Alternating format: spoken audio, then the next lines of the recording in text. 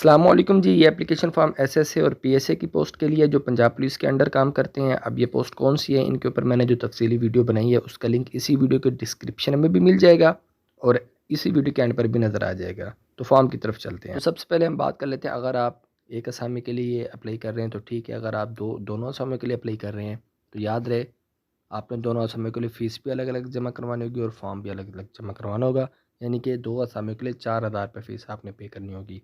उसके बाद ये आपको बॉक्स नज़र आ रहा है, इसको आपने छोड़ देना है, कोई फॉर्म नंबर आपने नहीं लिखना।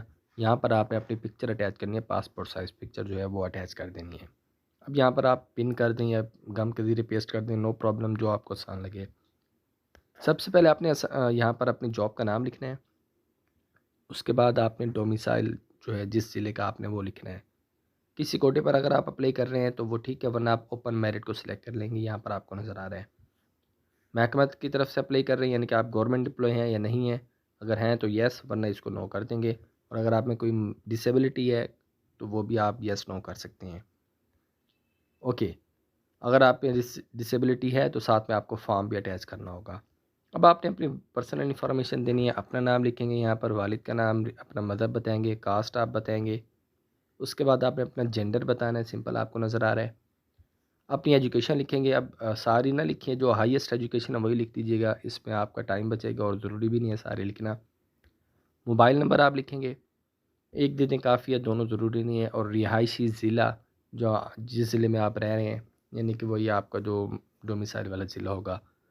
आपने मुस्तकिल पता बताना है, जो आपके नज़दीक थाना लगता हो उस थाने का नाम और उसके साथ उसका एड्रेस आपने लिखना है। एड्रेस आपने अपना लिखना है। ओके, आरज़ी पता आप बताएंगे तो आरज़ी पते में भी आपने वही थाना और एड्रेस बताना है। और वालिद का जो पेशा है, महकमा है, वालिद साहब क्या काम करते हैं, कोई काम करते हैं नहीं करते, रिटायर्ड हैं, जो भी है वो आपने बताना है। तारीख़ पैदाइश आपने लिखनी है। तो डेट, मंथ और ईयर, इसमें आप लोग बता रहे एज इन ईयर्स, यानी कि आपने नंबर में बताना है कि 25 साल, 25 ईयर्स, 3 मंथ्स एंड 45 डेज़। अब ये कैसे आप कैलकुलेट कर सकते हैं? सिंपल, आप गूगल पर जाएंगे, वहाँ पर आपने लिखना है एज कैलकुलेटर, बस। जो लिंक है आपके पास, पहले उस पर क्लिक करेंगे। सिर्फ अपनी डेट ऑफ बर्थ डालनी है। आपको वो दिन तो क्या, आपको मिनट और सेकंड भी कैलकुलेट करके देगा कि आप तक आप कितने मिनट जी चुके हैं।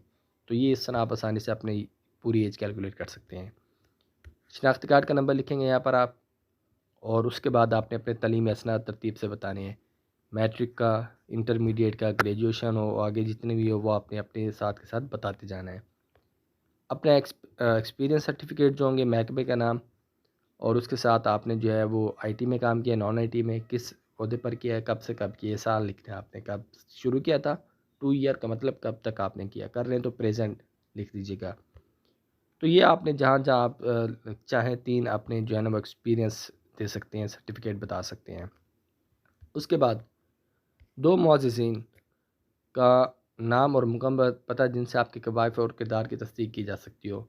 तो आप कोई गवर्नमेंट एम्प्लॉइज़ हों तो उनका लिख दीजिएगा, वरना आपके इलाके में जो मुअज़्ज़िज़ीन हों, जो अच्छे हों, मतलब इज़्ज़तदार हों, उनका जो है ना आपने नाम लिखवा लेना है।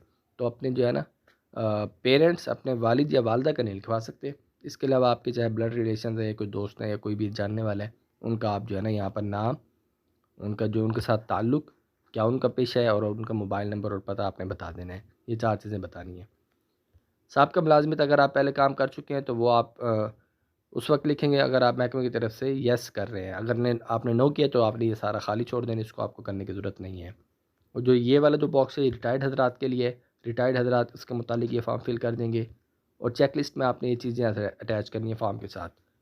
4 अदद पासपोर्ट साइज़ तस्वीर, उसके साथ आपने शनाख्ती कार्ड की तस्दीक करनी है, डोमिसाइल तस्दीक शुदा, तलीमी असनाद की तस्दीक शुदा कापियाँ, पेशा वराना तजर्बात की तस्दीक शुदा, सरकारी मुलाजमिन है तो NOC, उसके साथ मजदूरी का सर्टिफिकेट और सर्टिफिकेट वगैरह हाजिर या रिटायर्ड से पुलिस अफसरान। तो जो आपके मुताल्लिक का डॉक्यूमेंट्स हो वो आपने साथ अटैच करनी है। ये आपका जो है हलफनामा हो जाएगा। यहाँ पर आपने नाम लिख देना है, अपना शनाख्ती कार्ड नंबर और थंब एक्सप्रेशन सिग्नेचर एज पर। यहाँ पर अपने अपने सिग्नेचर देने हैं जो शनाख्ती कार्ड पर हैं। यहाँ पर थंब इम्प्रेशन दे देंगे आप। तो ठीक है जी, ये रोल नंबर स्लिप्स आ गई हैं। एक आपने शुरू में तस्वीर लगाई थी, 3 तस्वीर आपने रोल नंबर स्लिपों पर लगानी है। तो फ़ीस कहाँ पर भरनी है भई, आप फ़ीस लेकर पहुँच जाएँगे वहीं पर, जो आपका जो भर्ती दफ्तर है वहीं पर आपने जाके फ़ीस जो है ना वो उनको भेज देनी है, जमा करा देनी है वहीं पर। या वरना आप इसको DCS या DCS भी करवा सकते हैं। बल्कि आप अपने डिस्ट्रिक्ट की पुलिस लाइन में जाएंगे ना, तो वहीं पर आपने इसको जमा कराना है, तो पैसे भी लेकर चले जाएंगे। ठीक हो गया। तो ये है जी, आप रसीद ज़रूर लीजिएगा। फॉर्म फिल करने का तरीका, तो मज़ीद गवर्नमेंट जॉब्स की अपडेट और उनकी तैयारी के लिए हमारे चैनल सब्सक्राइब करके बेल आइकन ऑन कर लीजिएगा। अल्लाह हाफिज़।